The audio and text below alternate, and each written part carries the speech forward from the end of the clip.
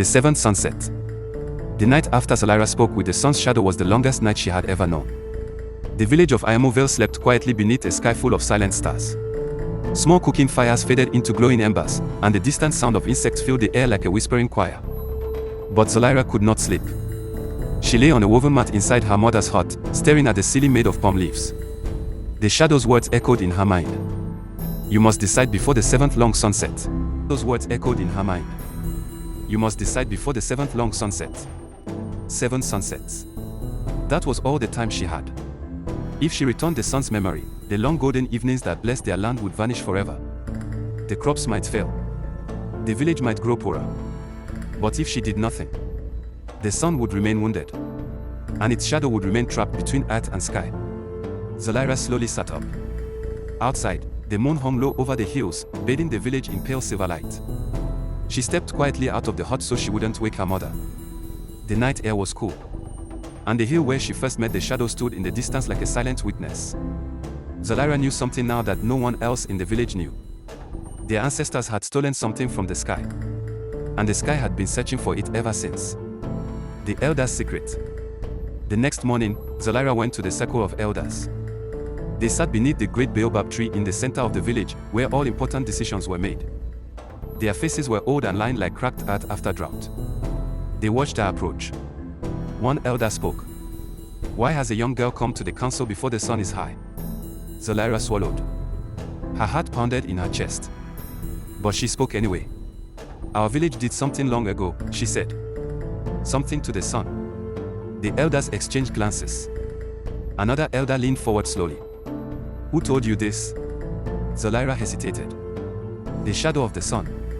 Silence fell like a stone into water. Even the wind seemed to stop. One elder closed his eyes. Another sighed deeply.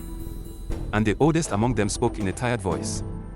"So, it has finally spoken to someone." Zolaira's breath caught. "You knew?" The elder nodded slowly. "Yes." He looked toward the glowing fields outside the village. "Our ancestors captured a fragment of the sun's memory centuries ago. They buried it beneath this land. That is why our harvests are rich. That is why our sunsets linger. But every blessing has a cost." Zolaira's voice trembled. "The shadow said the sun has been searching for it." The elder nodded again. "And now the sky grows restless." The warning. That evening, the sunset stretched across the sky like burning gold. Longer than ever. The villagers gathered outside their homes to watch. But something felt wrong. The air shimmered strangely. Birds circled in uneasy patterns. Even the goats stood still, refusing to graze. And the shadows. The shadows moved too slowly. Zolaira climbed the hill again. She knew the shadow would return. As the sun lowered itself toward the horizon, the valley glowed deep orange and crimson. Then she saw it. The shadow of the sun stretched across the land. Longer, thinner, and darker than before. Slowly, it lifted from the ground, like smoke rising from invisible fire. The shadow spoke again. "2 sunsets remain." Zolaira stepped closer. "I spoke to the elders. And they knew." The shadow trembled slightly. "That is the way of humans. You bury your truths beneath your victories." Zolaira looked toward the village. "If I return the memory, my people may suffer. If you do not," the shadow replied quietly, "the sky will suffer." Zolaira clenched her fist. There must be another way. But the shadow said nothing. The hidden place. That night, the oldest elder came to Zolaira's hut.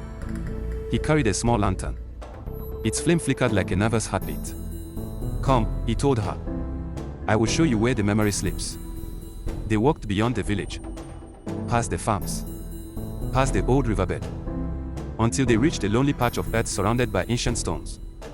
The elder knelt. "This is where our ancestors buried it." Zolaira felt the ground beneath her feet. It was warm, warmer than normal soil. The elder looked at her carefully. "If the memory returns to the sun, our long evenings will disappear. Our harvest will shrink.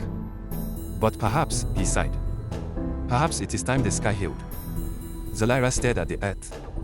And suddenly she understood the weight of the choice before her. Not just for herself. For everyone. For the village. For the sun. The 6th sunset. The next day passed slowly. People worked their farms. Children played. But Zolaira noticed something strange. The shadows of trees stretched farther than they should. The air shimmered. And the sky looked restless. When evening came, the sunset lasted even longer. The sky burned like a river of fire. The shadow rose again. Tomorrow is the seventh sunset. Zolaira whispered. I know. And your choice. Zolaira looked at the glowing fields, at the peaceful homes of her people. Then she looked at the sky. I will return what was stolen. For the first time, the shadows seemed almost peaceful. The beginning of the end. As night fell, clouds gathered slowly above Ayamo Vale. Stars flickered like distant watchers. And beneath the earth, the sun's forgotten memory waited. The seventh sunset was coming. And with it, a decision that would change the sky forever. If you find this video interesting and want to learn more, subscribe.